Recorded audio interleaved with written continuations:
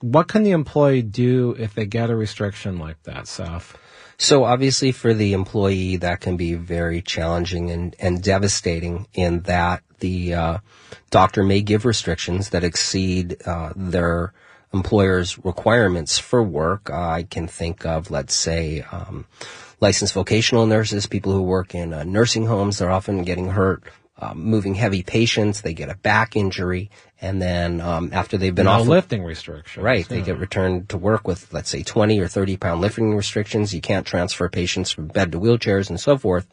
And then it becomes a real problem for the injured worker, because many years ago we had a vocational rehabilitation system that provided for benefits for injured workers, money for injured workers while they were going to school to learn a new trade or profession. And now the injured worker, if you cannot return to work, you simply get a supplemental job displacement benefit. We call that a voucher, which is it's a non-cash benefit you can take to a vocational school or approved university, and you can merely transfer over that voucher for up to about $5,000 worth of tuition and another $1,000 worth of miscellaneous goods and services, or even some of that comes back in cash, but that's capped at But what do you do if the doctor's you can't lift more than 5 pounds and you're a nurse? Can you get the doctor to change it? And if you do, is that really legitimate?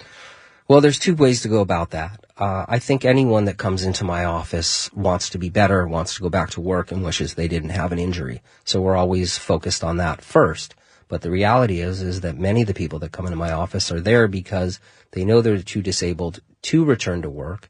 And then the question becomes, does our workers' compensation system provide them with a fair amount of, quote, compensation, the amount of money? And if it doesn't, then I have to take, depending on the injured worker, I may have to take extraordinary steps to prove up their disability to be far in excess of the standard disability, and that requires hiring expert witnesses who will write reports and offer testimony about the individual's inability to return back to the workplace. Is this a catastrophic injury, and what is a catastrophic injury?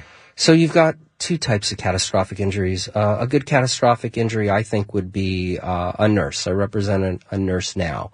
She had been maybe in fast food, then as a teenager, then she got a career in nursing, was making $80,000 to $120,000 a year, works for 15 years, slips and falls in the parking lot, suffers a neck injury, let's say, and then becomes addicted to opioids treating the neck injury. Now she's a drug addict and she has a big neck injury and she can't go back to work making $80,000, $120,000, but the value of the case could be as little as $80,000 or $120,000. So what does she do? So she hires a vocational expert, and a vocational expert provides testimony about regarding her earnings and her inability to return back to the open labor market. And in that case, she would have a catastrophic case. She'd be entitled to the value of her lost time for work or temporary disability for her whole life. So you're talking about a case that could be worth, in workers' comp, catastrophic cases for people that are not in wheelchairs or unable to care for themselves are probably $2-3 million cases. Wow. That's one if you want to contact us off air, 877-525-0700. Both of us do very serious cases. We're experienced lawyers. We didn't just start doing this yesterday. So if you've got, real case where you're fired, sexually harassed, or it's a workers' comp case, you should call me at 877-525-0700. Once again, 877-525-0700.